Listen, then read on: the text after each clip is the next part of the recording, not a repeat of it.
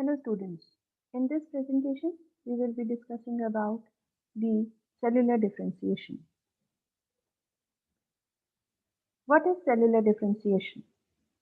As we all know that differentiation is the process by which the cells become specialized and is going to take on specific roles in any organism. During the course of human development, a single cell, that is the fertilized egg, is going to differentiate into every different kind of specialized cell that is found in the body, including the blood, muscle, and nerve cells. Cells that are undifferentiated are known as the stem cells. Stem cells, they are found in the embryos, called as the embryonic cells, and if they are found in the adults, they are called as the adult stem cells. If we see the diagram of a cell, this is the diagram of a nerve cell which have been differentiated from a single cellular mass, that is the stem cell. So what are the different types of stem cells?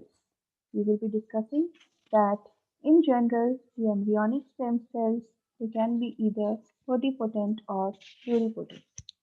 The adult stem cells are multipotent. That means they have the capability of dividing into different types of the cells. These stem cells, they have the ability to differentiate into every type of the cell in the body are known as the totipotent cells. This is an instance which is found in most of the plants. The stem cells that can differentiate into most, but not all type of cells are known as pluripotent cells. They are present within the blastocyst that forms shortly after the fertilization process in humans, and they are known as pluripotent. This is the diagram of the blastocyst. We can see there is a blastocyst cavity and a mass of pluripotent stem cells are present in the blastocele cavity. These stem cells, they are present in an adult organism. They can be differentiated into a limited number of cells. They are called as multipotent. So if we discuss the role of DNA in cellular differentiation, we all know that DNA is present in all types of cells, and the cells, the DNA is going to express their genes differently. So the gene expression is going to describe the way into which the genetic information is put into the action. DNA is first transcribed into mRNA, that is the messenger RNA. The codons of messenger RNA are going to specify the sequence of amino acids in proteins. Proteins, in turn, are going to play a key role in producing any organism's trait. The diagram says this is the nucleus, this is the nuclear envelope. DNA is present and it is following the process of transcription by means of which the mRNA is produced.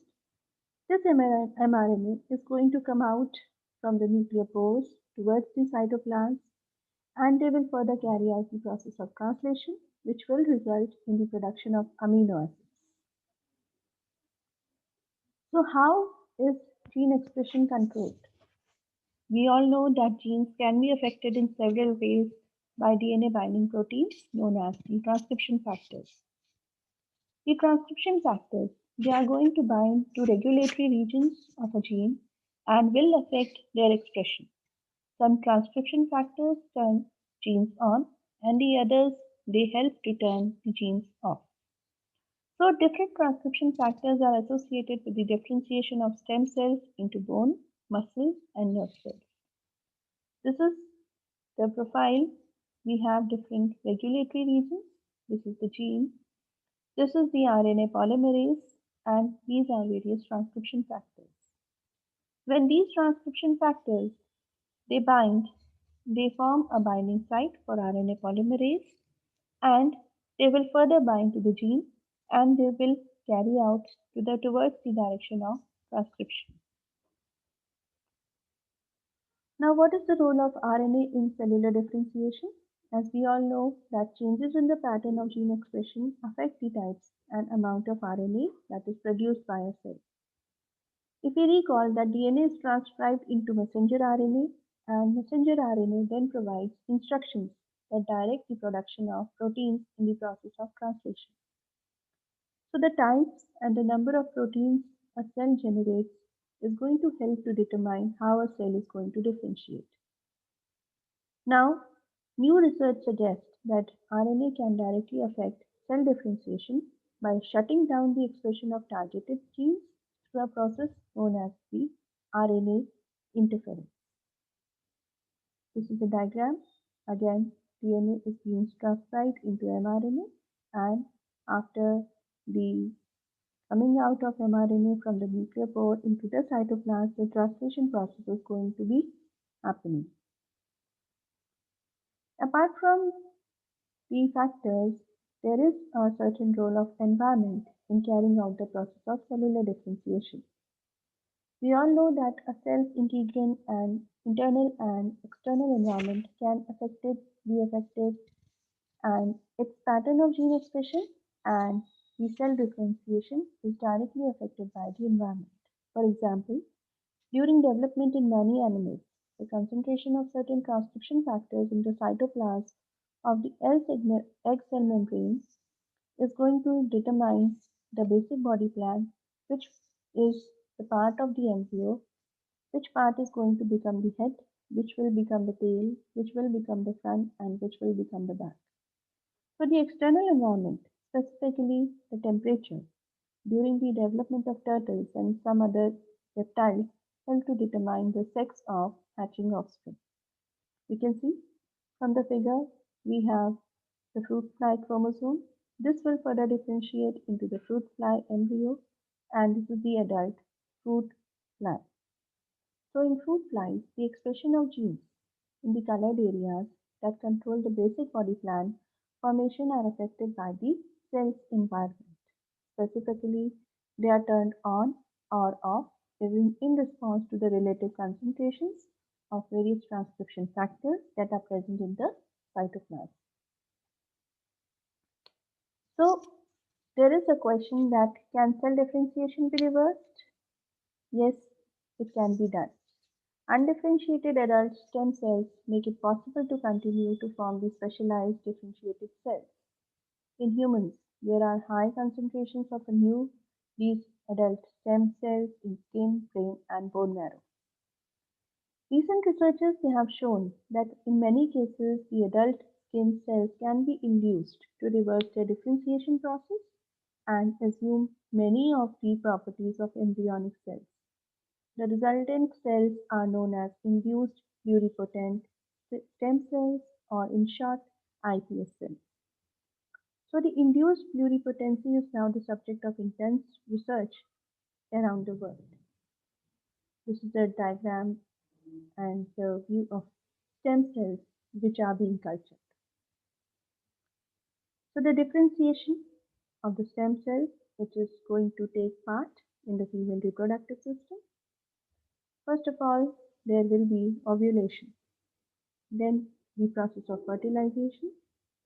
Then after the fertilization, the embryo will transverse the oviduct and it is going to establish itself into the uterus for the further development. So fertilization of the egg is going to take place in the oviduct. The fertilized zygote is going to travel to the uterus for implantation. Along the way, the zygote is going to divide by the means of mitosis into two cells, four cells, and eight cells, embryonic stages, etc. The embryo reaches a stage called as the morula, which is also known as ball of small cells, where the embryo has not yet been enlarged. After that, by the end of the first week, the second embryonic stage will occur, known as the blastocyst, and here in the blastocyst, there will be the blastocele cavity in which the stem cells will be present, which will further differentiate into the various tissues and organs of the animal's body. So differentiation in the embryonic stem cells, the blastocyst is a hollow ball of cells containing the outer ring of progenitor cells known as the trophoblast and inner mass of cells at the end of the embryo known as inner cell mass. In these inner cell mass cells, there are source of the derivation of embryonic stem cells. So the embryonic cells are said to be totipotent. They have the ability to specialize or differentiate into all the cells of the embryo.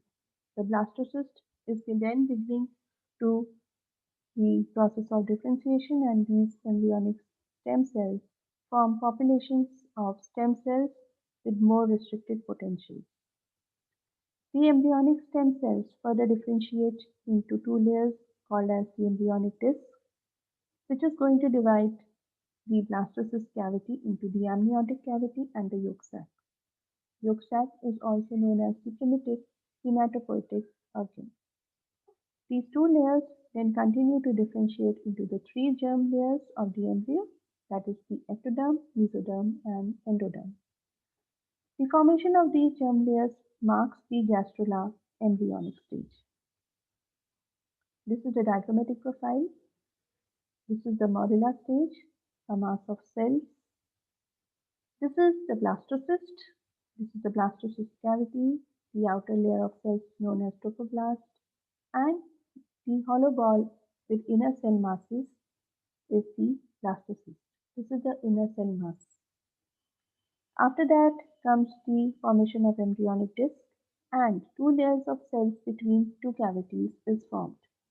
You can see the formation of yolk sac, and this is the embryonic disc. This is the amniotic cavity. Then comes the gastrula stage and the formation of three germ layers. This is the yolk sac, this is the mesoderm. There is development of primitive steak, the ectoderm formation and the endoderm formation. The germ layers, the ectoderm, mesoderm and endoderm, they are thought to be made up of stem cells with a more restricted phenotype when compared to the embryonic cells, but still capable of forming multiple cell types within that lineage. For example, the pluripotent stem cells. Interactions between signaling molecules produced by these germ layers and with the developing ECM around these tissues are going to result in specific developmental events known as patterning. So patterning is going to require the exposure of cells to a succession of signals and subsequent activation of these associated pathways.